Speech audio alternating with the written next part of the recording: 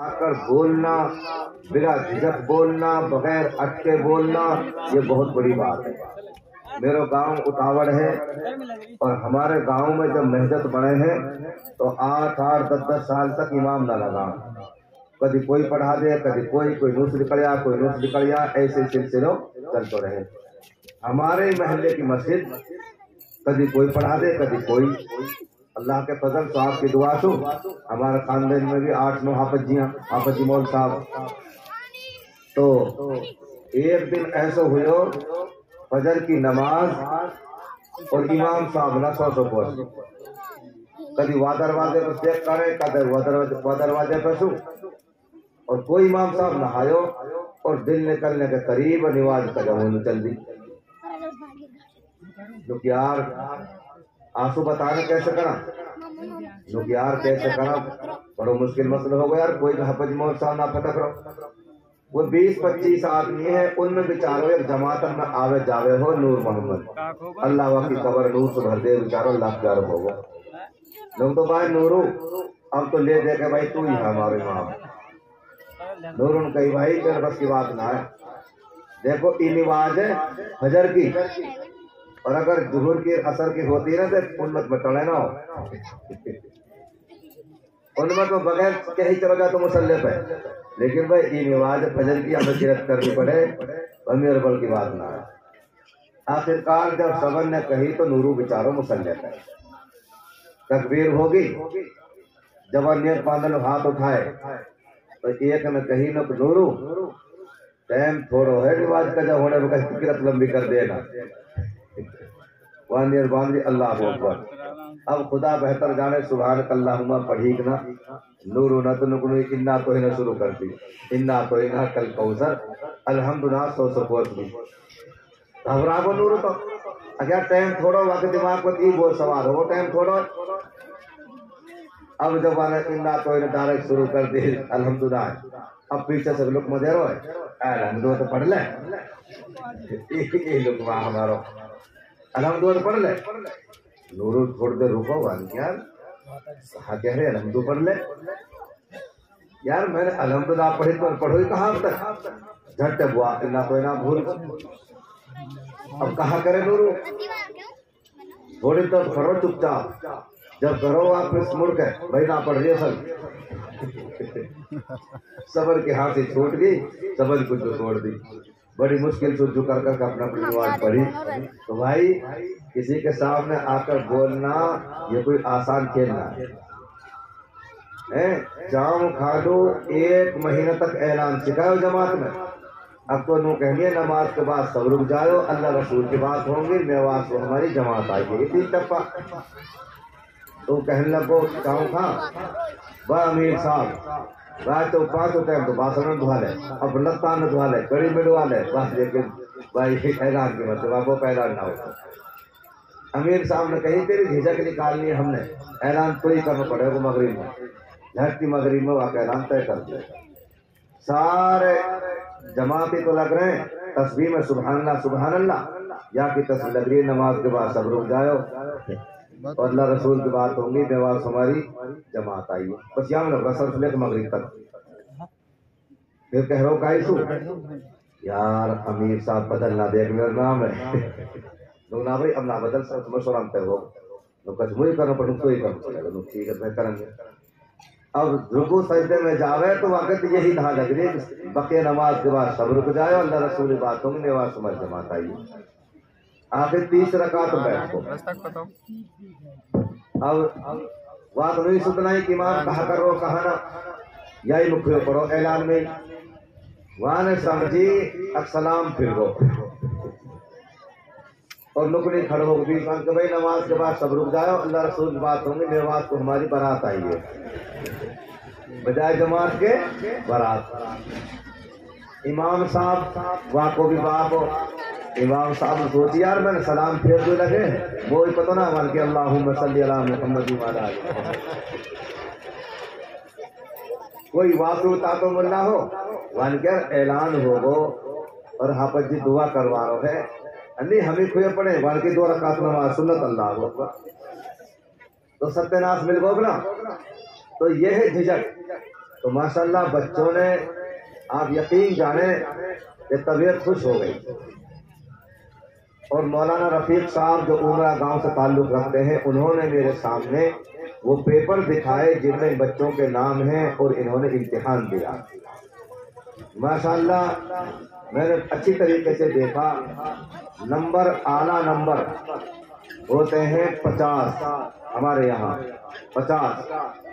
تو کتنے بچے جنہوں نے 51 نمبر لیے، ایک نمبر اعزازی، اور 49 50 اور 48 یہاں سے نیچے نمبر نہیں ہے.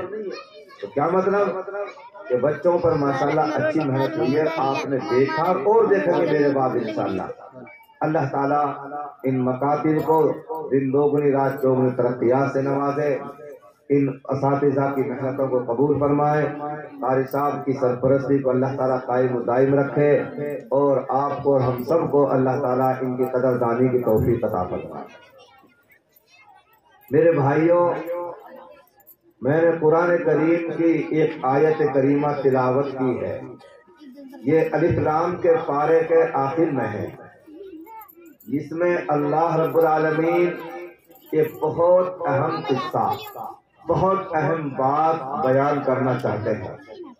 اور وہ بات یہ کہ حضرت یعقوب علیہ السلام اللہ کے ایک پیغمبر گزرے ہیں، نبی گزرے ہیں، اور حضرت یعقوب علیہ السلام کا دوسرا نام ہے اسرائیل. کیا نام ہے دوسرا؟ جہاں کہیں قرآن کریم میں ہے یا بنی اسرائیل اذکروا نعمتی التی انعمت علیکم، جہاں بھی اسرائیل ہے وہاں حضرت یعقوب علیہ السلام ہی مراد. بھائی سمجھ ماریے، اسرا کے معنی عبد، ایل کے معنی اللہ، تو اسرائیل کا ترجمہ ہے عبداللہ، اللہ کا بندہ. یہ حضرت یعقوب علیہ السلام کا ایک دوسرا نام ہے. یا بنی اسرائیل، بنی یہ بن کی جمع ہے، بن اور بنی یعنی بہوچن، بیٹے. یا بنی اسرائیل، اے اسرائیل کے بیٹو، اے یعقوب کے بیٹو. کتنے بیٹے تھے حضرت یعقوب علیہ السلام کے؟ 12. کتنے بیٹے تھے بھائی؟ 12. تو ان سب کی طرف یہ اشارہ ہے. تو کیا کہا؟ یا ام کنتم شہداء اذ حضر یعقوب الموت، اللہ فرما رہے کیا تم موجود تھے جب یعقوب علیہ السلام کی موت کا وقت آیا. یہ استفہام انکاری ہے، علماء جانتے ہیں. کیا مطلب؟ کہ تم موجود نہیں تھے موجود. اس وقت کیا بات ہوئی، کیا معاملہ ہوا تمہیں نہیں پتا، ہم تم کو بتاتے ہیں. اللہ کہہ رہے ہیں ہم تم کو بتاتے ہیں کہ حضرت یعقوب علیہ السلام کی جب موت کا وقت آیا تو انہوں نے کیا بات کہی، کیا ارشاد کرتا. کیا کہا؟ ما تعبدون من بعدی. حضرت یعقوب علیہ السلام نے اپنی موت کے وقت جب ان کو دکھنے لگا کہ میں دنیا سے جانے والا ہوں، اپنے تمام بیٹوں کو اور تمام پوتوں کو جمع کیا.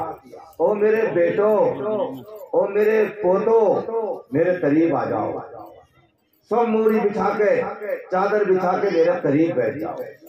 جب انسان دنیا سے جاتا ہے کوئی نہ کوئی اہم بات کہہ کر کے جاتا ہے.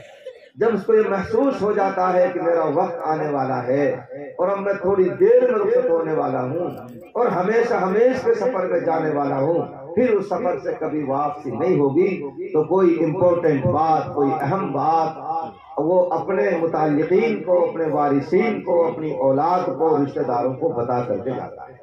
ہر انسان جیسے ماحول سماج میں رہتا ہے ویسی باتیں بتاتے ہیں. ہم ایسے سماج میں رہتے ہیں، پہلے نمبر پر تو ہم کچھ بتاتے ہی نہیں.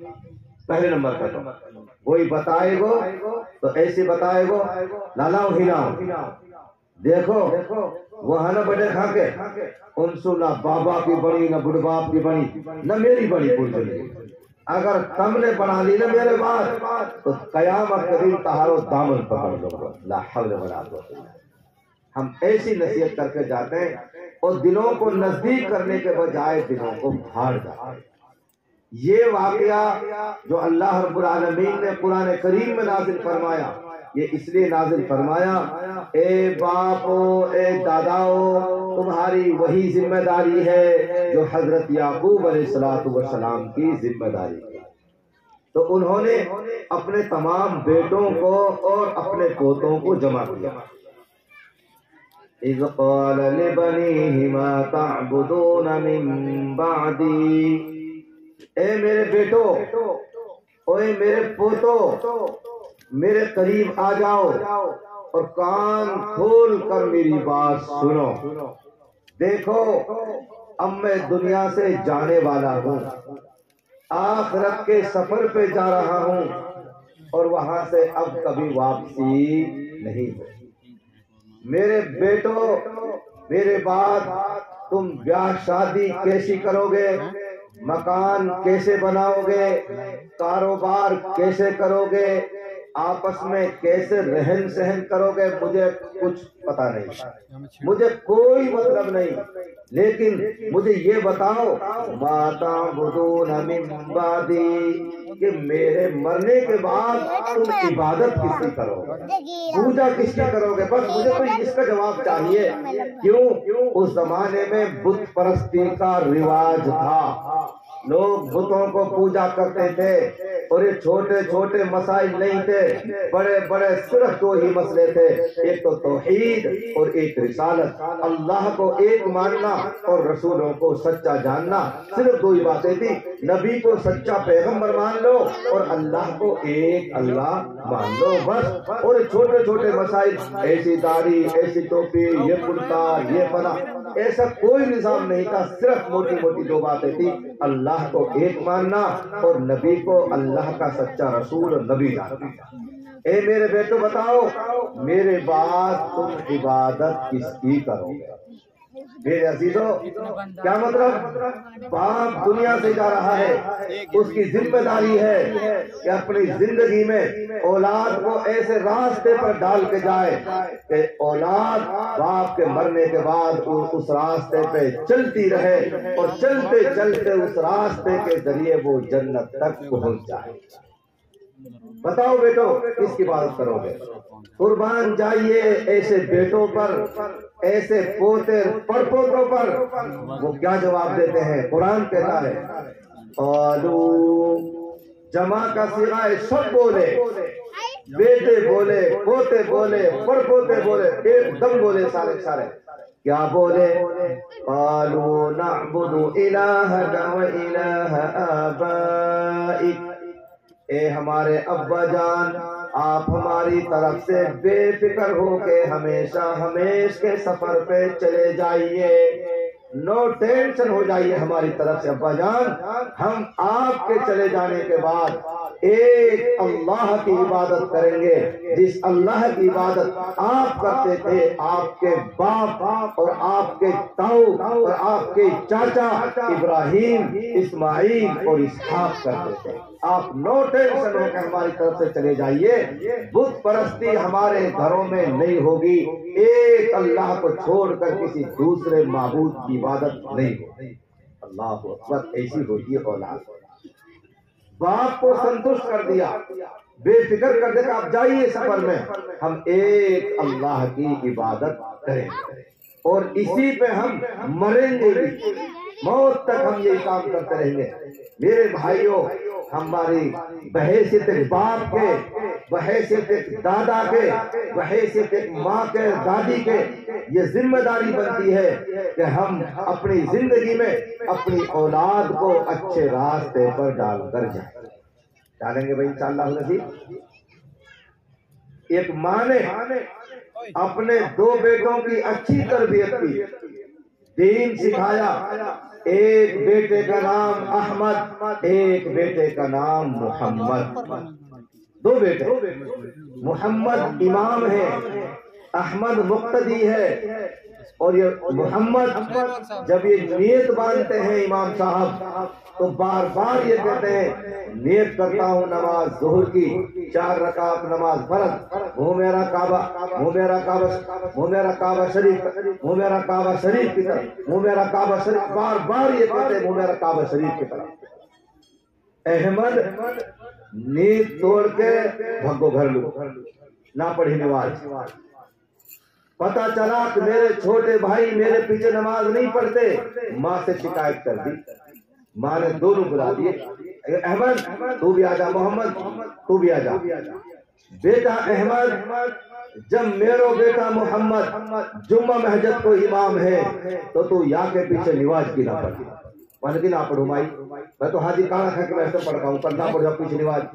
تائلو 100 پہر بھی نیت نہ باندھے، بس وہی کرتے رہے منہ میرا کام سے منہ میرا کام، لٹھ تو جوروں کا اور یا کہ 100 پہر بھی نیت نہ باندھے، میں نہ پڑھوں۔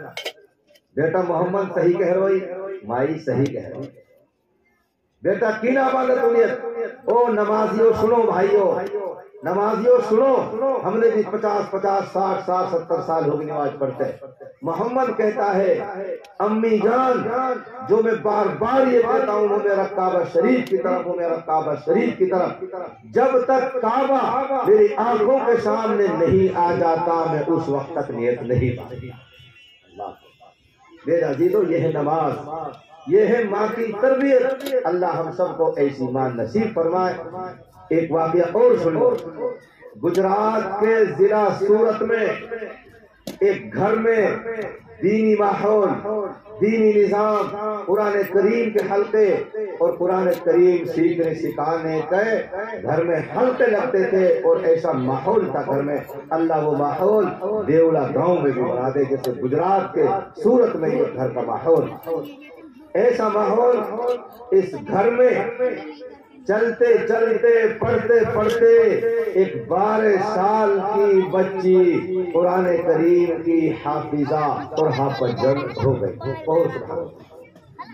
12 سال کی بچی گھر میں حافظہ قرآن، سبحان اللہ، دینی ماحول۔ پھر نانی آتی ہے ملنے کے لیے، نانی دیکھتی ہے کہ میری 12 سال کی نواسی حافظ ہو گئی، بہت متاثر ہوئی، نانی واپس جاتی ہے، وضو کرتی ہے، مصلی بچھاتی ہے، 2 رکعت نفل پڑھتی ہے اور دعا کے لیے ہاتھ اٹھاتی ہے، اے میرے پروردگار جب میری 12 سال کی نواسی حافظ بن سکتی ہے تو میں 70 سال کی نانی حافظ کیوں نہیں بن سکتی؟ یقیناً بن سکتی ہوں، اس لیے کہ علم حاصل کرنے کے لیے کوئی عمر متعین نہیں ہے۔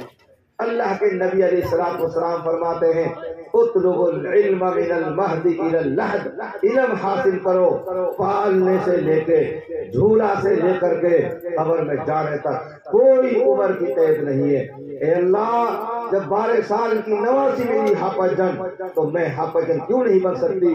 70 سال کی نانی نے قرآن کریم کو حفظ کرنا شروع کر دیا۔ بہت سبحان اللہ۔ چلتے چلتے چلتے چلتے طویل مدت میں 7 سال تک، 7 سال کی مدت میں یہ نانی بھی قرآن کریم کی حافظ بن گئی۔ وہ بھائی سبحان اللہ، اللہ اکبر۔ اب ان دونوں کے بیچ میں ایک رشتہ اور ہے، 12 سال کی بیٹی کی امی اور اب 77 سال کی ہو گئی نانی، 77 سال کی نانی کی بیٹی عائشہ، عائشہ کی عمر 55 سال ہے، عائشہ بھی وہی ماں کی چال چلتی ہے، وضو کرتی ہے، مصلی بچھاتی ہے، 2 رکعت نفل پڑھتی ہے، اللہ کی بارگاہ میں دعا کے لیے ہاتھ اٹھا لیتی ہے، اے پروردگار جب میری 12 سال کی بیٹی میری کوکھ سے پیدا ہونے والی بچی وہ حافظ بن سکتی ہے اور ادھر میری 77 سال کی بوڑھی ماں وہ حافظ بن سکتی ہے، اے میرے پروردگار میں 55 سال کی عائشہ حافظ کیوں نہیں بن سکتی؟ میں بھی حافظ بن سکتی ہوں۔ عائشہ نے بھی قرآن کریم حفظ کرنا شروع کر دیا، سبحان اللہ۔